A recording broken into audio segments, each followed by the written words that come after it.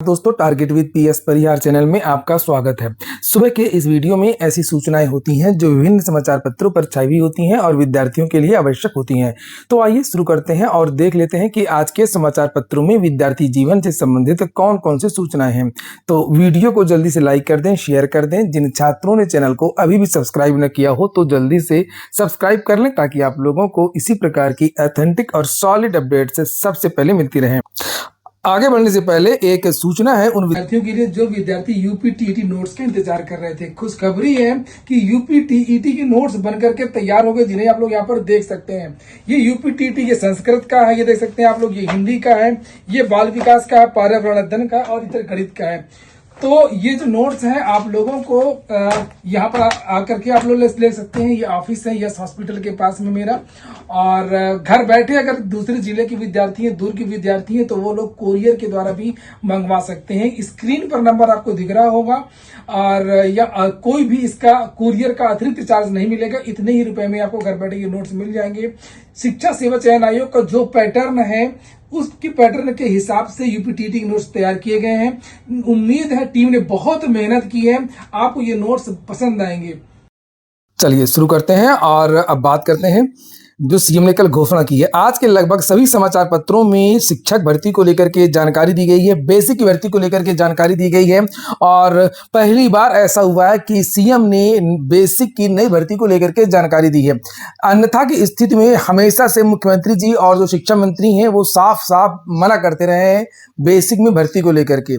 और यहाँ पर देखिए लिखा हुआ है कि पहली बार होगी नगर क्षेत्र में भर्ती। नगर क्षेत्र के विद्यालय अलग होते हैं, इनकी भर्ती की जो प्रक्रिया होती है वो अलग होती है, और जो ग्रामीण क्षेत्र के जो प्राथमिक विद्यालय होते हैं बेसिक के, उनकी भर्ती की प्रक्रिया और सब सारी चीजें अलग होती हैं। ये विभाग ही अलग होता है, और यहाँ पर आज तक भर्ती नहीं हो पाई है। पहली बार यहाँ पर भर्ती होने जा रही है, क्योंकि कई बार समाचार पत्रों के माध्यम से जानकारी दी गई है कि नगरीय क्षेत्र में अध्यापकों की बहुत ज्यादा कमी है। कई बार कोशिश की गई थी शायद समायोजन किया जाए, जो ग्रामीण क्षेत्र के बेसिक अध्यापक है जहाँ पर जो शिक्षकों की संख्या ज्यादा है वहां से कुछ ट्रांसफर किया जाए, लेकिन योजना हो नहीं सकी। और फिलहाल ये निर्णय लिया गया है कि अब यहाँ पर नई भर्ती होगी और इसका अधियाचन भी भेज दिया गया है। उसको लेकर के यहाँ पर जानकारी दी गई है। लिखा हुआ यहाँ पर देख लीजिए। आप लोग वीडियो को लाइक न किया हो तो वीडियो को लाइक अवश्य कर दें। बेसिक शिक्षा विभाग की ओर से नगर क्षेत्र संवर्ग में पहली शिक्षक भर्ती होगी। पहले नगर और ग्रामीण क्षेत्र एक साथ चलते थे, और 1981 में बेसिक शिक्षा परिषद की नियमावली प्रभावी हुई, और इसके साथ ही 1983 में नगर क्षेत्र संवर्ग का गठन किया गया, काफी पहले ही। और इसके बाद पहले तो कोई भर्ती ही नहीं आई, और बाद में विभाग की ओर से ग्रामीण संवर्ग में ही भर्तियां अभी तक होती रही। जो भी भर्तियां बेसिक की हुई है, चाहे वो 72,000 हो, 69,000 हो, 68,500 हो, सारी भर्तियां। इसके बाद ग्रामीण संवर्ग से नगर संवर्ग में शिक्षकों को तबादले का अवसर दिया गया था, किंतु नगर संवर्ग में जाने से वरिष्ठता प्रभावित होने के कारण शिक्षकों में इसे लेकर के रुचि नहीं होती थी। 2009 में भी एक बार भर्ती की कवायद की गई, लेकिन इसमें अपेक्षित सफलता नहीं मिल पाई। यही वजह रही कि नगर संवर्ग के स्कूलों में काफी संख्या में पद खाली होते गए, और इसका असर यहाँ के पठन पाठन पर भी पड़ा। अमर उजाला ने भी नगर संवर्ग में शिक्षकों के खाली पदों का और इसकी वजह से पड़ने वाले असर पर खबरें प्रकाशित की थी। कई बार पेपर में आया था इसको लेकर। और आगे लिखा कि इसके बाद विभाग की ओर से इसका प्रस्ताव बनाया गया, किंतु तत्कालीन प्रमुख सचिव के हटने के बाद में ये फिर मामला धीमा पड़ गया। हाल ही के दिनों में इसमें फिर से तेजी आई, और अब यहाँ के खाली पदों के लिए भर्ती का प्रस्ताव भेज दिया गया है। नगर संवर्ग में शिक्षकों की तैनाती होने से सरकारी स्कूल भी निजी स्कूलों को टक्कर दे सकेंगे शहर में, साथ ही बच्चों को बेहतर शिक्षा मिल सकेगी। नगर क्षेत्र के जो ये विद्यालय होते हैं उसका एक फायदा और होता है कि एक तो जो डीएलएड के जो विद्यार्थी हैं बीटीसी के, वो लंबे समय से इंतजार कर रहे थे, तो उनके लिए भर्ती आ गई। दूसरा ये कि इस भर्ती की खासियत ये है कि आपको शहर में नौकरी करने को मिलेगा, गांव में नहीं। जो रोना रहता है कि गांव जाना पड़ता है, ये है वो है। तो जैसे भी जो भी प्रमुख शहर हैं, जो भी जिले हैं प्रमुख, वहां पर जो सरकारी स्कूल होते हैं बेसिक के, वहां पर ये भर्ती हो रही है। और इसका पूरा का पूरा जो विवरण है वो भी दिया गया है कि किस जिले से कितने पद हैं। लिखा मुख्यमंत्री योगी आदित्यनाथ की घोषणा के साथ ही प्रदेश के नगर क्षेत्र के परिषदीय विद्यालयों में 11,508 पदों पर भर्ती का प्रस्ताव बेसिक शिक्षा विभाग ने उत्तर प्रदेश शिक्षा सेवा चयन आयोग को भेज दिया है। ये देखिए, ये अधियाचन ही चला गया है। जल्द ही इसकी हार्ड कॉपी भी उपलब्ध करा दी जाएगी। बेसिक शिक्षा परिषद सचिव सुरेंद्र तिवारी की ओर से अधियाचन भेजते हुए इस पर आगे की कार्रवाई करने की मांग की गई है। विभाग की ओर से भेजे गए प्रस्ताव के अनुसार सर्वाधिक शिक्षकों के पद बरेली में 888 पदों पर भर्ती होगी, सबसे ज्यादा। ये देख लीजिए। और ये जो सिटी है ना, ये सिटी के जो विद्यालय है वहाँ की बात हो रही है। इसी तरह कानपुर नगर में 758, मेरठ में 635, अलीगढ़ में 492 पद हैं, गाजियाबाद में 405 पद हैं, अलीगढ़ में 492, लखनऊ में 444 पदों में भर्ती हो रही है, सहारनपुर में 448, वाराणसी में 378, आगरा फर्रुखाबाद में 315, मथुरा में 255 पदों पर भर्ती होगी, बुलंदशहर फिरोजाबाद में 245 पद खाली हैं, जबकि अमरोहा में 230 और जालौन में 232, मुजफ्फरनगर में 186, बदायूं में 196 और मिर्जापुर में 168, पीलीभीत में 166, गोरखपुर व हरदोई में 166, शामली में 161। अच्छा, आप लोग कमेंट बॉक्स में बताएं कि आप लोग किस जिले के लिए आवेदन करेंगे। अगर आपने डीएलएड बीटीसी वगैरह किया है, किस जिले के रहने वाले हैं, कमेंट बॉक्स में बताइए सभी विद्यार्थी। सिद्धार्थनगर में 152 सीटें हैं, एटा में, जौनपुर में 151 पदों का दियाचन गया है, मुरादाबाद में 127, इटावा में 125, उन्नाव और कासगंज में 128 और सीतापुर में 111 पद रिक्त हैं। इन्हीं रिक्त पदों का जो विवरण है वो शिक्षा सेवा चयन आयोग को भेजा गया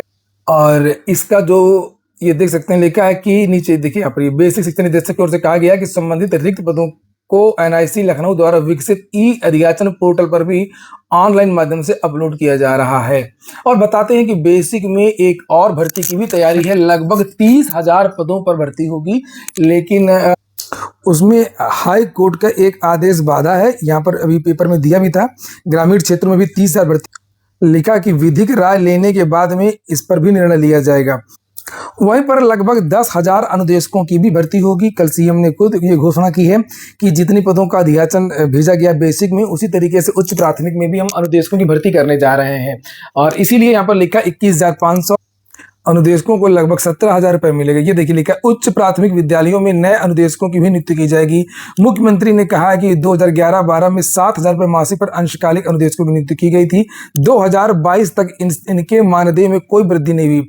देखिए ये सरकार गलत कर रही है, संविदा पर शिक्षकों की भर्ती नहीं होनी चाहिए और शिक्षक मित्रों को रखा था, उसका कोई खास लाभ नहीं मिला। बेसिक सरकार बेरोजगारों की मजबूरी का फायदा उठाना चाहती है। संविदा भर्तियां सभी विभाग में ऑलरेडी चली रही हैं। सरकार इसके लिए बाकायदे आउटसोर्सिंग निगम भी बना दिया सरकार ने, लेकिन अब ये शिक्षा विभाग में जो भर्तियां हो रही हैं ये गलत है। छोटे मोटे पदों की बात है अलग थी, लेकिन अब यहाँ पर प्राथमिक और उच्च प्राथमिक में अगर इसको आगे बढ़ा रही है तो फिर इसका विरोध होना चाहिए। जूनियर में अलग से कैडर बना करके जिस तरीके से अन्य राज्यों में भर्तियां होती हैं उसी तरीके से जूनियर की भी भर्ती होनी चाहिए, 6 to 8 की भी भर्ती होनी चाहिए।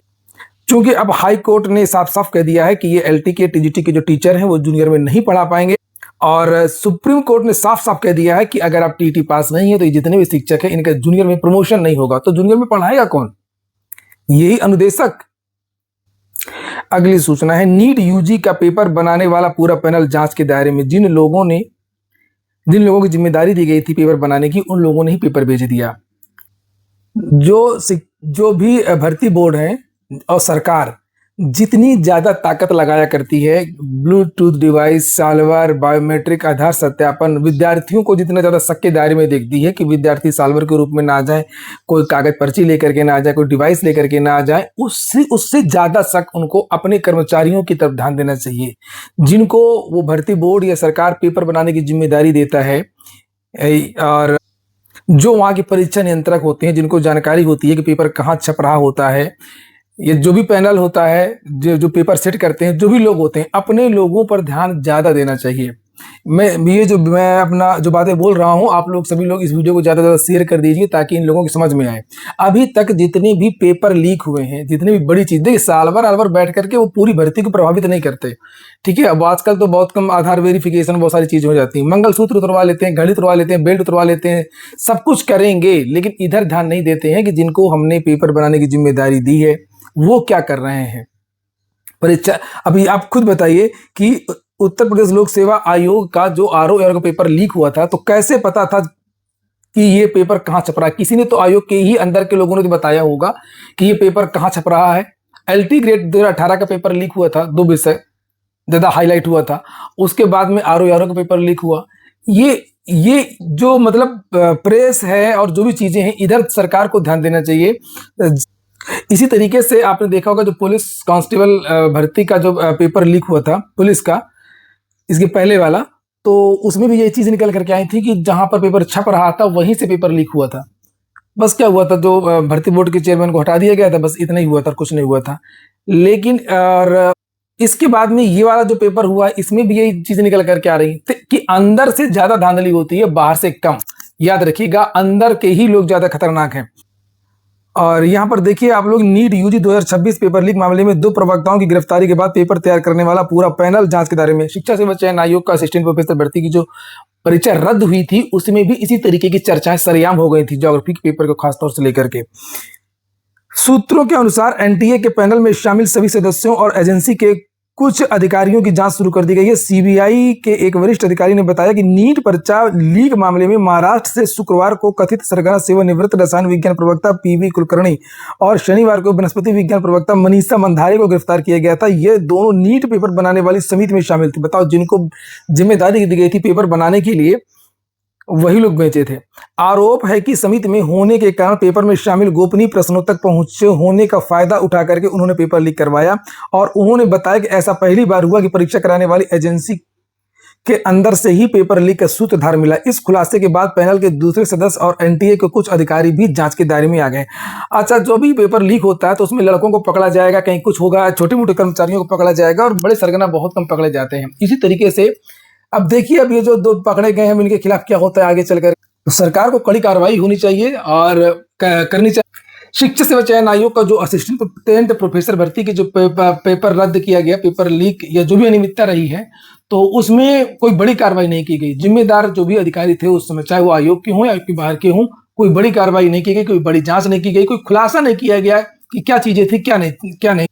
पता तो सबको है, लेकिन बेहतर होता कि सरकार इसके बारे में एक बढ़िया पत्र जारी करती और बताती कि हमने ये कार्रवाई की है और असिस्टेंट प्रोफेसर भर्ती में ये सारी चीजें हुई। अगली जो सूचना है वो है आपकी एलटी ग्रेड का कल पेपर हो गया। गणित के पेपर में छूटा पसीना, औसत रहा अंग्रेजी का पेपर। आप बताइए आपको कैसा लगा पेपर।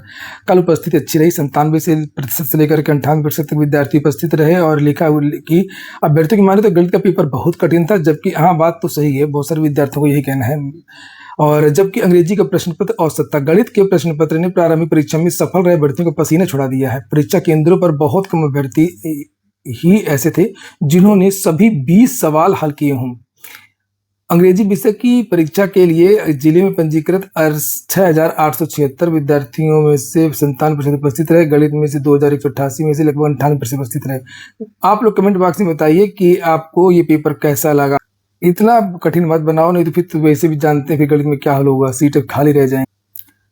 सीएम योगी लगातार आजकल नियुक्ति पत्र दे रहे हैं। लिखा है कि उत्तर प्रदेश लोक सेवा आयोग द्वारा आयोजित उत्तर प्रदेश सम्मिलित राज्य प्रवर अधीनस्थ सेवा पीसीएस 2024 के जो 932 विद्यार्थी हैं उनको नियुक्ति पत्र दिया जाएगा। यहाँ पर ये देख सकते हैं आप लोग कौन कौन सी भर्तियां हैं। यहाँ पर ये लिखा हुआ है पीसीएस में इस बार ज़्यादा भर्तियां थी। अभ्युदय कोचिंग, आवासीय कोचिंग के लिए भरे फॉर्म। मुख्यमंत्री अभ्युदय कोचिंग योजना के तहत आवासीय कोचिंग के लिए सोमवार से फॉर्म भरे जाएंगे। आवेदन की लास्ट डेट 18 जून है। प्रवेश परीक्षा 5 जुलाई से कराई जाएगी। आवासीय कोचिंग प्रदेश में कुल 8 जबकि शहर में 2 केंद्र हैं। इन केंद्रों पर विद्यार्थियों को प्रतियोगी परीक्षाओं की तैयारी कराई जाती है। समाज कल्याण अधिकारी अंजनी कुमार ने बताया कि अभ्यर्थी समाज कल्याण कार्यालय के अलावा किसी भी केंद्र पर आवेदन जमा कर सकते हैं। इसमें अनुसूचित जाति, जनजाति, पिछड़ा वर्ग के भर्ती भी आवेदन कर सकते हैं। इन केंद्रों पर निःशुल्क आवासीय सुविधा, भोजन, पुस्तकालय, ऑनलाइन ऑफलाइन कक्षाएं, टेस्ट सीरीज और साक्षात्कार विशेष सत्र आयोजित की सुविधा अभ्यर्थियों को मिलती है। नहीं, ये कोचिंग ठीक है और इनमें काफी सिलेक्शन भी होता है हर बार। प्रदेश में एमबीबीएस की 500 और पीजी की 200 सीटें बढ़ेंगी।